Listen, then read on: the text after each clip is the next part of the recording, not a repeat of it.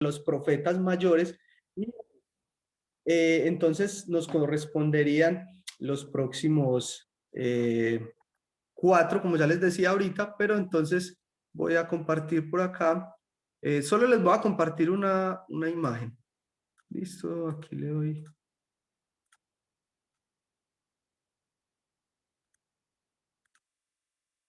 Perfecto. Bueno, entonces en esta imagen, de pronto me ven un poquito raro ahí en la pantalla porque estoy compartiendo la pantalla desde el computador y en el celular estoy con el audio y para mejorar pues como esa parte. Perfecto, listo. Entonces hoy vamos a iniciar primero con Oseas, de ahí seguimos con Joel, Amós y vamos a tratar de llegar hasta Abdías. Entonces, bueno, el profeta Oseas es el primero, como lo encontramos en el orden bíblico, es el primero de los profetas menores, ¿cierto? El primero de los profetas menores. Bueno, si ustedes leyeron, me imagino ya esta historia y la profecía que se encuentra en este libro del profeta Oseas, es una historia un poquito rara, ¿cierto? El llamado que Dios le hace al profeta Oseas, no sé para ustedes, pero cuando yo lo leí por primera vez, yo me quedé como impactado, ¿cierto? Me pareció como algo muy raro que Dios le pidiera a una persona, a un profeta, a un enviado suyo, que le pidiera algo tan particular como esto, que se casara con una mujer, con una prostituta, ¿cierto? Ese fue el pedido que Dios le hizo al profeta Oseas. Y a mí me pareció algo, la verdad, algo muy raro. Pero cuando nosotros vamos leyendo la historia y entendemos que esto ilustra una realidad también que ha sucedido ya, ¿cierto? Desde este punto de vista que nosotros lo vemos hacia el pasado, es algo que ha ocurrido también entre Dios y el pueblo de Israel, ¿sí? Dios representando al esposo, pero Israel representando a esa mujer que se aparta de Dios, representando a esa mujer que es desleal a Dios, el pueblo de Israel. ¿Cierto? Y entonces arranca el Oseas en el capítulo 1, entendemos que es Oseas, ¿sí? Les voy a dar algunos datos que son también importantes para esta síntesis que estamos haciendo del Antiguo Testamento, porque no vamos a entrar como tal muy a profundidad en el libro, ¿cierto? Porque es solamente como un vistazo general, pero entonces el libro, según el capítulo 1, en el versículo 1, dice que fue Oseas, el hijo de Beri, el que escribió este libro. ¿Sí? Esta profecía. El nombre de Oseas significa Jehová salva. Y entonces tenemos que entender que siempre el propósito del libro y el propósito de Dios también a través de esta profecía que le fue dada a su pueblo, tiene mucha relación con el nombre del profeta que fue llamado y que fue enviado también para dar esta profecía. Y el nombre de Oseas significa eso, Jehová salva. Entonces vemos en el capítulo 1, el versículo 1, que Oseas fue el que fue llamado por Dios para llevar esta profecía, ¿sí? Este mensaje suyo. Y en el versículo 2 ya encontramos qué es lo que está sucediendo acá. Entonces dice, cuando el Señor le habló por primera vez a Israel por medio de Oseas, le dijo al profeta, ve y cásate con una prostituta, de modo que algunos de los hijos de ella sean concebidos en prostitución. Esto ilustrará cómo Israel se ha comportado como una prostituta al volverse en contra del Señor y al rendir culto a otros dioses. Esta era la situación, este era el panorama que estaba viviendo el pueblo de Israel en el tiempo de Oseas, ¿sí? Y entonces en el libro de Oseas principalmente está dirigido a Israel, pero vamos a ver también más adelante que el mensaje no solamente está dirigido a Israel, sino que también en varios versículos vemos que está dirigido a Judá. Sí, por ejemplo, el capítulo 5, el versículo 5 nos habla de esto, dice, la arrogancia de Israel testifica en su propia contra. Estoy leyendo en la Nueva Traducción Viviente, por si ustedes de pronto tienen otra versión ahí, pero estoy en el capítulo 5, versículo 5. Y dice, Israel y Efraín tropezarán bajo el peso de su culpa. Judá también caerá con ellas. Entonces vemos varios pasajes en los cuales Dios está hablando contra Israel, un mensaje de Dios contra Israel, pero también un mensaje de Dios contra el pueblo de Judá, que como sabemos y lo vemos ahí ilustrado también en la imagen en pantalla, el pueblo de Israel primero fue el que se prostituyó y por su pecado y su rebeldía, su rebelión contra Dios, fue llevado cautivo en el año 722, pero también el pueblo de Judá, como ustedes saben, ¿cierto? Estaba dividido y el pueblo de Judá después, aunque Dios tuvo más misericordia con ellos, o bueno, tuvo igual misericordia más bien, tuvo igual misericordia con ellos, pero tuvo un poquito más de paciencia con esta parte de las dos tribus que eran Judá y Benjamín, que eran los dos que quedaban en la parte del sur, pero finalmente también esta parte del pueblo de Israel también cayó, ¿cierto? Judá, como se conocía mayormente, porque era la tribu más numerosa. En el 586 también cayó. Esto viene entonces ya siendo anunciado desde acá, desde el profeta Oseas ya venía anunciando esto, que el pueblo de Israel y Judá, a raíz de su pecado, iban a ser entonces castigados, ¿cierto? Entonces, Oseas se dice que vivió y su profecía está datada más o menos entre el 767 y el 686 antes de Cristo, ¿sí? Que son datos también muy, muy importantes. El versículo clave lo encontramos también en el capítulo 1, el versículo 10 dice, sin embargo llegará el día cuando el pueblo de Israel será como la arena a la orilla del mar, imposible de contar. Así que en el lugar donde se les dijo, ustedes no son mi pueblo, se dirá, ustedes son hijos del Dios viviente. Porque el mensaje de Oseas no era un mensaje solamente de castigo, de juicio para el pueblo de Israel y el pueblo de Judá, como bien decíamos ahorita, por su pecado y por haberse apartado del Señor y por haberse prostituido en pos de otros dioses, siendo desobedientes al Dios que los había llamado y que les había mostrado su gracia y su infinita misericordia, los había protegido, los había guiado a través del desierto, los había cuidado durante todo este tiempo, sino que también era, claro, un mensaje de juicio, pero este mensaje de juicio tenía un propósito, ¿sí? No era simplemente castigar. Allá en Ezequiel, en el capítulo 19, dice que Dios, bueno, me gustaría leer ese pasaje para que vamos a ir rápidamente, porque tiene mucho que ver también con lo que vamos a estar hablando de estos profetas hoy. El capítulo 18 de Ezequiel, el versículo 22 dice, todos los pecados pasados serán olvidados y vivirán por las acciones justas que han hecho.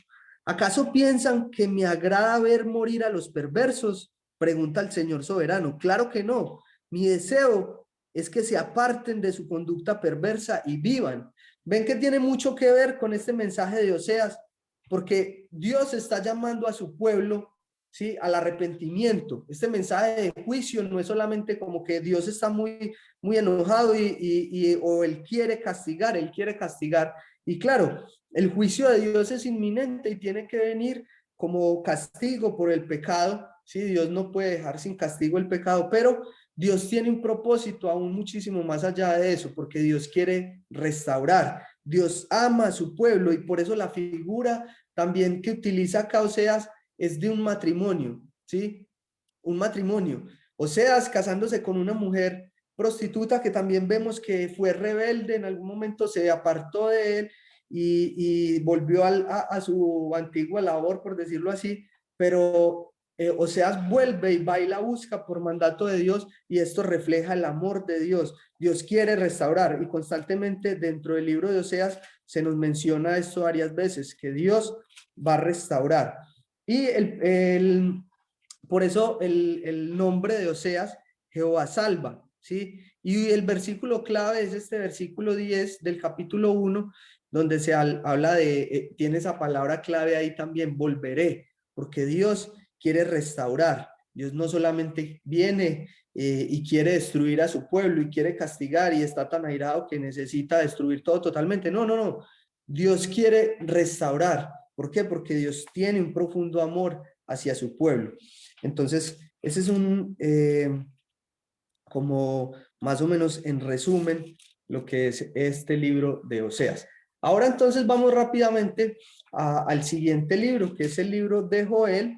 Y el libro de Joel, el nombre, más bien el nombre Joel, es Jehová es Dios, es lo que significa. Jehová es Dios. Bueno, este libro de Joel, que también es un libro, bueno, es un libro más corto, si bien los profetas, como ya veíamos o mencionaba yo en la clase pasada, los profetas mayores son como los que tienen mayor contenido en términos de cantidad, ¿cierto? Más que todo, pero estos profetas, si bien tienen poco contenido en términos de cantidad, pues también tienen mensajes muy importantes para el pueblo de Israel. Todo finalmente es palabra de Dios. Y ahorita vamos a ver cómo también cada uno de estos mensajes se relacionan. ¿Por qué? Porque como vemos ahí en la pantalla, por ejemplo, Oseas y Amós fueron dos profetas que incluso fueron contemporáneos con otros profetas y más adelante lo vamos a ir viendo, pero fueron contemporáneos. Entonces, toda esta palabra de Dios, estos mensajes que Dios está hablando, se van a ir como complementando, ¿sí? Eso ustedes lo van a ver más a profundidad después, pero van a ir viendo también, van a ir relacionando un poco varias de las cosas que ellos iban anunciando al pueblo y cómo estos mensajes se van complementando, apuntando obviamente Dios siempre a ese mismo propósito. Él quiere que su pueblo se vuelva hacia Él, su pueblo que se había desviado su corazón hacia otros dioses, ¿sí? Había desviado su corazón hacia otros dioses y habían un montón de dioses. Oseas, de hecho, nos menciona el libro que acabamos de ver, nos menciona varias veces que ellos tenían dioses todavía, de hecho, desde el tiempo de Egipto, todavía, si ustedes se acuerdan, cuando ellos salieron de Egipto y Moisés subió al monte Sinaí, ¿y qué se construyeron ellos? Para representar supuestamente al Dios que los había sacado de Egipto, un becerro de oro, ¿cierto? Y a Oseas también nos menciona eso. Era un pueblo realmente que siempre había sido un pueblo muy rebelde, un pueblo muy inclinado hacia el mal, pero que tiene esto de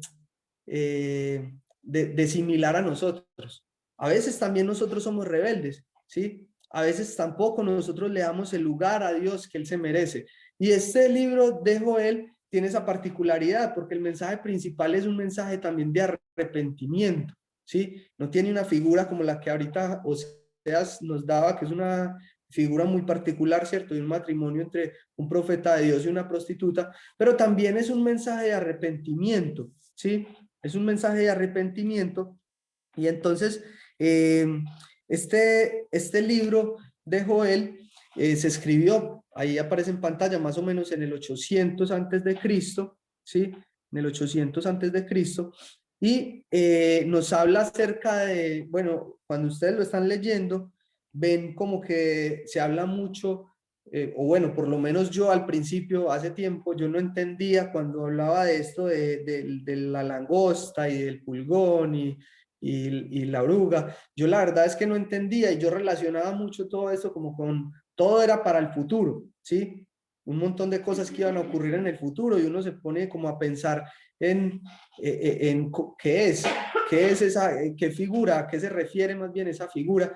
Pero tenemos que entender también que en su mayoría las profecías de la palabra fueron cumplidas, ¿sí? Y entonces de esta manera nosotros podemos tener un panorama un poco más claro, viéndolo como en retrospectiva, por decirlo de alguna manera. Y es también una recomendación para que cuando vayan a entrar como tal a profundidad en el libro, pues puedan también ver como esas profecías de qué manera se cumplieron. Pero también quiero decir que las profecías, si bien la mayoría de profecías se cumplieron, muchas de estas profecías tienen un cumplimiento, digámoslo así, como inmediato, o sea, que ya ocurrió, pero también tienen un cumplimiento posterior, ¿sí? Varias de las profecías. Y entonces muchos estudiosos de la Biblia piensan que parte de la profecía que habla el capítulo 1 fue profecía que ya se cumplió y luego cuando el capítulo 2 parte de esa profecía es profecía que se va a cumplir. Y este libro habla mucho acerca del día del Señor,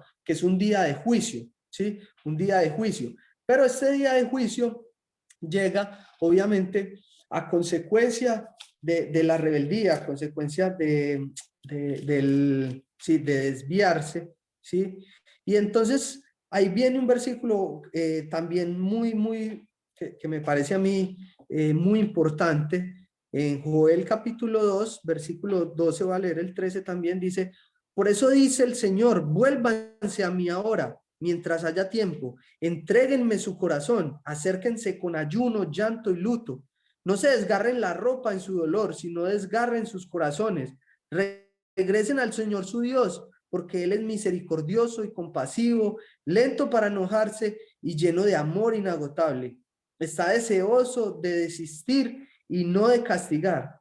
¿Qué es lo que Él quiere? Según dice ahí, desistir de este juicio. Y Él lo que quiere es que no quiere castigar.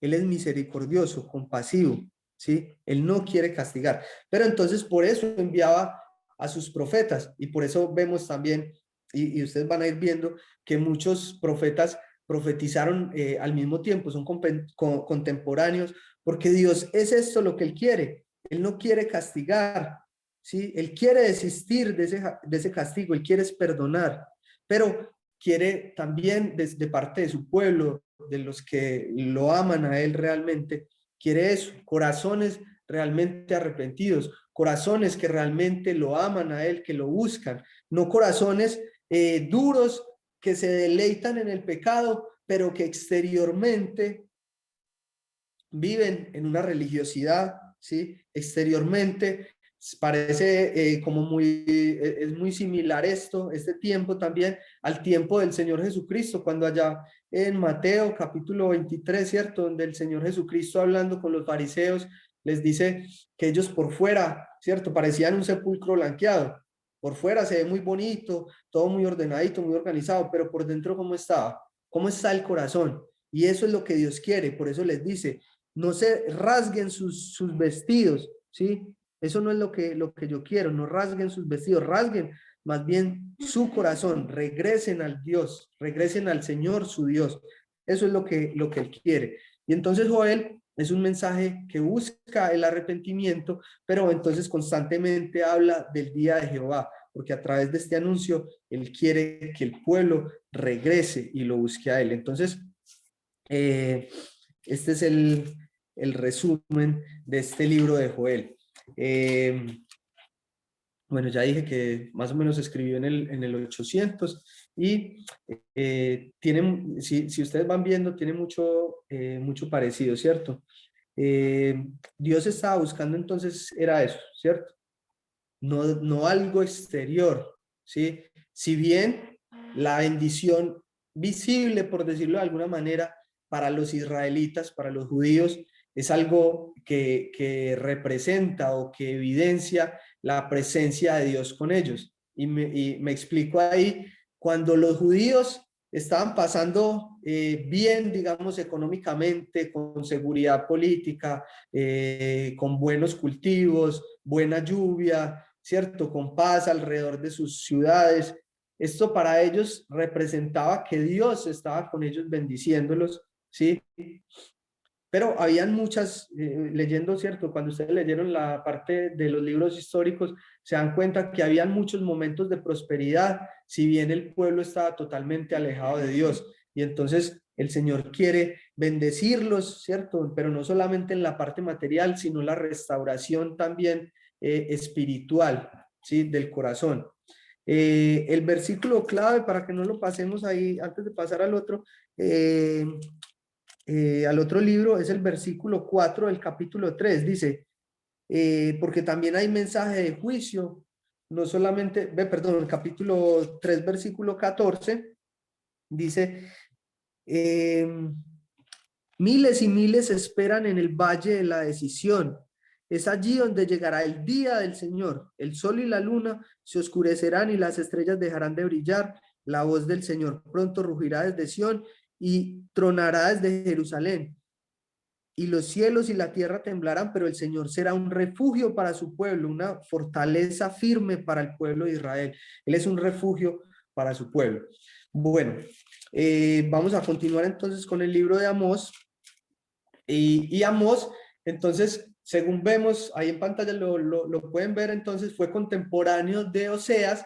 Y ya les decía yo en la clase anterior que no en el orden que nosotros lo tenemos en la Biblia, o no sé sus Biblias, pero por lo menos en las Biblias que yo he podido leer, la Reina Valera, esta es la Nueva Traducción Viviente, en las Biblias que he podido tener en mis manos, la mayoría los ubica no de manera cronológica como cuando escribieron, y entonces no, sino que es otra la forma como los tenemos ubicados en nuestras Biblias.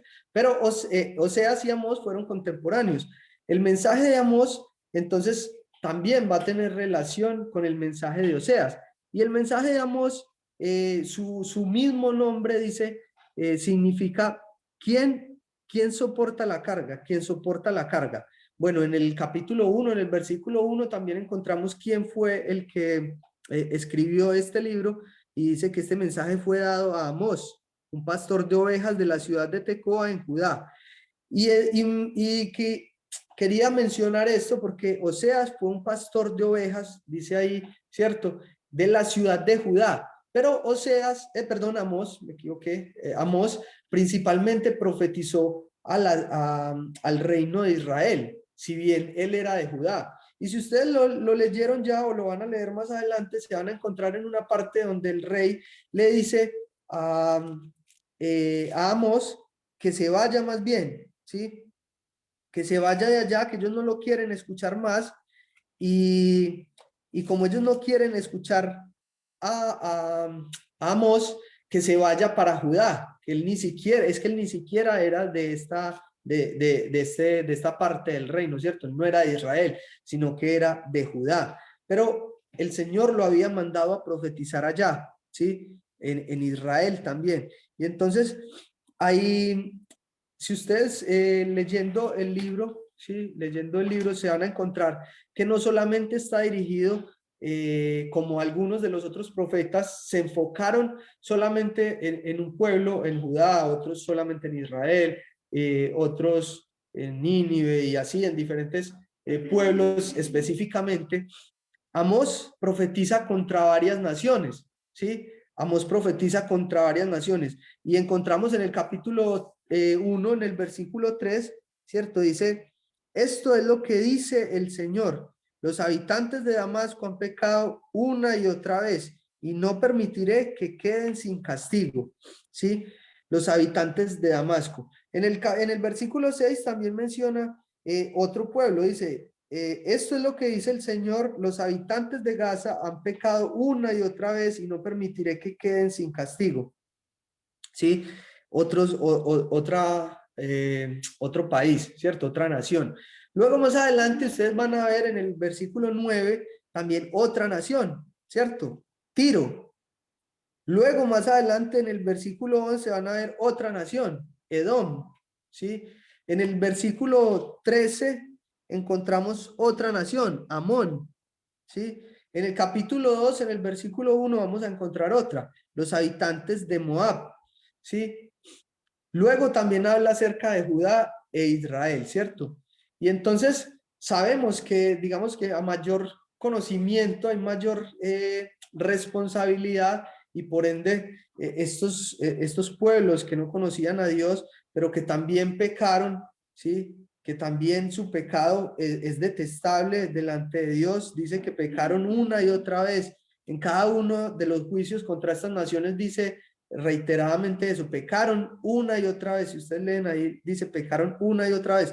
Pero el pueblo de Israel igual, el pueblo de Israel también pecó una y otra vez contra el Señor, y mayor conocimiento conlleva mayor responsabilidad, y por eso el mensaje de Amós para el pueblo de Israel y el pueblo de Judá es un mensaje obviamente particular, es diferente. El pueblo de Israel y el pueblo de Judá, en general, pues como un solo pueblo, ¿cierto? Es el pueblo escogido de Dios, es el pueblo al cual Dios le había dado sus leyes, es el pueblo al cual Dios se le había revelado de una manera única. No se le había revelado de esta manera a otros pueblos, a otras naciones, si bien también tenían cierta revelación, como nos habla Romanos, ¿cierto?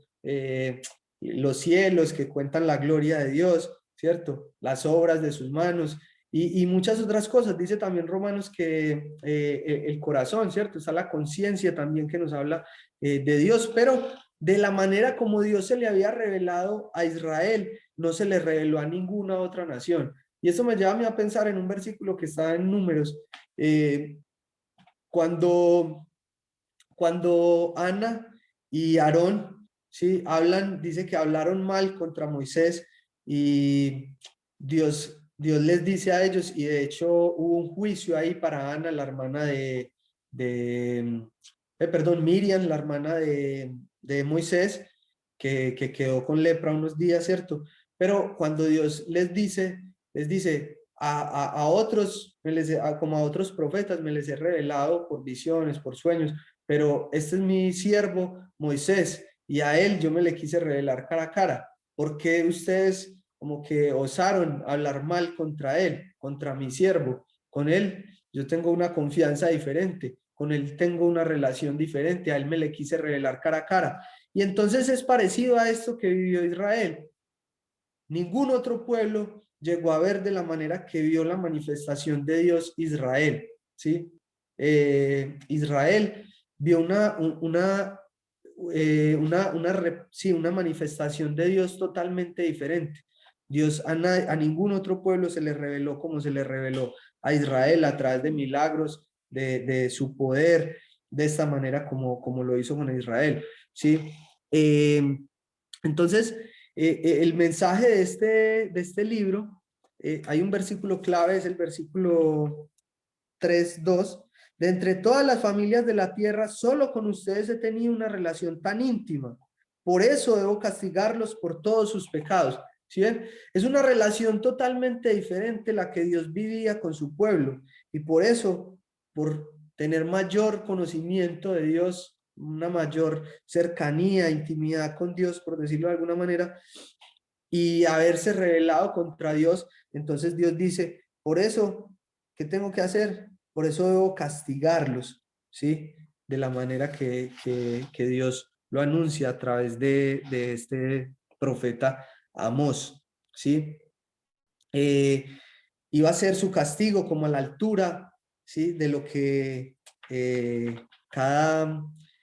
a la medida como de la altura del llamado de cada pueblo, en este caso Israel, tenía un llamado como lo acabamos de leer y el castigo requería también de una mayor altura, por decirlo de alguna manera. Bueno, ese es el mensaje de Amós y entonces ahora vamos a continuar con el mensaje para terminar, el mensaje de Abdías. Terminamos con el mensaje de Abdías. Eh, bueno, Abdías es un libro muy, muy corto, ¿cierto? Es un libro muy corto, pero no está enfocado, digamos que no está enfocado tanto como estos otros al pueblo de Israel y de Judá, pero obviamente sí tiene mucha relación también, ¿sí? Abdías. Entonces, bueno, el profeta Abdías, cuyo nombre significa siervo de Jehová, ¿sí? Siervo de Jehová, profetizó mayormente contra el pueblo de Edom, ¿sí? Pueblo de Edom, que fue un pueblo que nosotros sabemos, ¿cierto? Sabemos que el pueblo de Edom era familia, de hecho en el mismo libro se menciona, ¿sí? Que el pueblo de Edom era hermano, ¿sí? Hermano de Israel. ¿Quién era Edom? ¿O de dónde provenía Edom? Edom, si no estoy mal, viene de Saúl, ¿cierto? Edom viene de Saúl y entonces, si ven, son descendientes igual de Abraham, de Isaac, sí, de Abraham, de Isaac, son descendientes directos de Abraham. Entonces, al ser un pueblo que eran hermanos, ¿sí? No solamente como otras de las naciones que ya habíamos mencionado, por ejemplo, en el libro anterior, ¿sí? Por ejemplo, los de Tiro, los de Sidón, que incluso venían desde otros países más lejanos, pero Edom era hermano, ¿sí? Eran descendientes, los dos eran descendientes de Abraham. Si bien la promesa provenía a través de Isaac, de Jacob, ¿cierto? Pero eran hermanos, igual provenían de la misma familia de Abraham. Pero el pueblo de Edom fue un pueblo siempre enemistado contra el pueblo de Israel. Si ustedes recuerdan, cuando el pueblo de Israel salió de Egipto, transitando por el desierto, después de llevar ya un tiempo en el desierto, bueno, después de los 40 años en el desierto, van a atravesar ya como para empezar a llegar a lo que son los límites por donde iban a ingresar ellos a la tierra prometida, y ellos pidieron pasar por el territorio de Edom y les dijeron que no, ¿sí? Que no podían pasar por ahí, que si pasaban por ahí, los iban pues les iban a salir a hacer guerra, los iban a matar, los amenazaron. Y Moisés contestó, hasta ese momento todavía estaban, y entonces dijo como, bueno, no, tranquilos, nosotros solamente vamos a pasar por aquí y no vamos a tomar nada, o sea, no les vamos a consumir de sus cultivos ni nada de eso. Si tomamos agua o alguna cosa, igual se los vamos a pagar. Y les dijeron, no, ni se les ocurra pasar por nuestro territorio porque los vamos a matar. Entonces se fueron por otro lado, pero el pueblo de Edom siempre fue un pueblo enemistado contra el pueblo de Israel. Y eso conllevó también a mucha guerra. En el tiempo de los reyes había mucha guerra también entre ellos, en el tiempo de los jueces. Sí, si ustedes ven, habían reyes que se levantaban en Edom y hacían la guerra contra Israel, y en el tiempo de los reyes también hubieron grandes reyes en Edom que se levantaron contra Israel. Y de hecho, se dice que de este pueblo de Edom fue Herodes el que persiguió al Señor Jesús. Antes, si ustedes recuerdan, cuando los sabios fueron a averiguar dónde había nacido el rey de los judíos, entonces este Herodes, sí, este Herodes dijo bueno, que hizo como una trampa ahí, pero después a lo que quería llegar es que hizo que mataran a los niños, y este Herodes del que les estoy comentando es descendiente de este pueblo, Edom, un pueblo enemistado contra el pueblo de Dios, el pueblo de Israel. Pero entonces esta profecía de Abdías se centra mucho en el pueblo de Edom, pero no tiene que ver directamente con eso, sino directamente con que el pueblo de Edom, según lo que vemos acá, el pueblo de Edom, cuando el pueblo de Israel fue atacado, el pueblo de Israel, muchas personas tuvieron que huir para salvar sus vidas. Entonces aquí nos menciona claramente qué fue lo que el pueblo de Edom hizo, ¿sí? A muchos los capturaron, ¿cierto? Dice, vamos a leer algunos versículos. Dice, ¿no debiste el versículo 12, dice, no debiste alegrarte cuando desterraron a tus parientes a tierras lejanas? No debiste gozarte cuando el pueblo de Judá sufría semejante desgracia? No debiste hablar con arrogancia en ese terrible tiempo de angustia? No debiste saquear la tierra de Israel mientras ellos sufrían semejante calamidad? No debiste regodearte de su destrucción mientras sufrían semejante calamidad? No debiste robar sus riquezas mientras sufrían semejante calamidad? Es terrible lo que el pueblo de Edom hizo contra el pueblo de Israel, siendo que eran descendientes de la misma familia, por decirlo así, de Abraham, ¿cierto? Ellos no debían haber hecho eso. Y si bien ustedes pueden notar ahí, todo esto que le estaba ocurriendo al pueblo de Israel, claro, era cumplimiento de las profecías, del castigo de Dios, pero de igual manera Dios no se complace con aquel que hace la maldad. Y este pueblo de Edom fue en otro suceso también dice Dios como bueno, yo quería que los castigaran, ¿cierto? Yo dije que los tenían que castigar, pero es que ustedes se pasaron, se desfasaron del todo. O sea, ustedes están llevando el castigo a niveles que no es lo que yo había como lo que yo quería, ¿cierto? El pueblo de Israel estaba sufriendo el castigo de Dios, pero esto que Edom estaba haciendo contra sus propios hermanos no era algo que Dios quería, y Dios no se complace de la maldad, y menos de este pueblo de Edom. Y entonces pronuncia este juicio contra ellos. Pero al finalizar este juicio contra Edom, viene también un mensaje para el pueblo de Judá, ¿sí?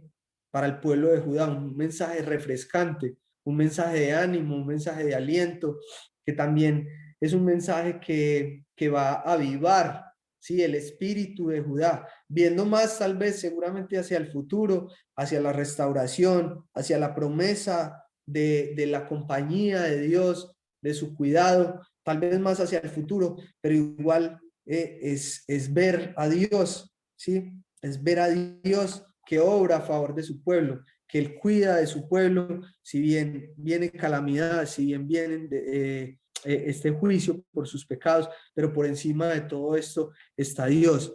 El mensaje está en el versículo clave, y es el versículo 15, dice, se acerca el día cuando yo, el Señor, juzgaré a todas las naciones paganas. Como le hice a Israel, así se hará contigo. Todas tus malas acciones recaerán sobre tu cabeza. Entonces, claro, Dios no se complace de la maldad de ninguna manera, ¿sí? Si bien el pueblo de Israel, repito, estaba padeciendo por el juicio de Dios también, pero este pueblo que estaba actuando de esta manera, con maldad, que Dios no los había llamado a eso, entonces también va a ser castigado por Dios. Bueno, es una advertencia entonces solemne, ¿cierto? No solamente hacia este pueblo, sino en el transcurso de la historia, muchas naciones han sido enemigas, se han constituido enemigas acérrimas del pueblo de Dios, que es Israel, y entonces es una firme advertencia también este mensaje para ellos. Bueno, hermanos, vamos a cerrar ahí. De pronto me pasé otra vez un poquito, pero quería abarcar los 4 libros para poder entonces ya la próxima, como la semana pasada, de pronto me extendí más en un solo libro, hoy como tratar de como compilar un poquito más estos, ¿cierto? Resumir un poquito más para tratar de abarcar en lo que está el tiempo estipulado todas las clases de los profetas menores. Muchísimas gracias, hermanos. No sé si de pronto tienen alguna pregunta, pero de todas maneras les recuerdo que en cada libro, ¿cierto? Ustedes ya saben, van a entrar más a profundidad a estudiar más adelante. Este es solamente un panorama general, una síntesis de lo que es cada libro.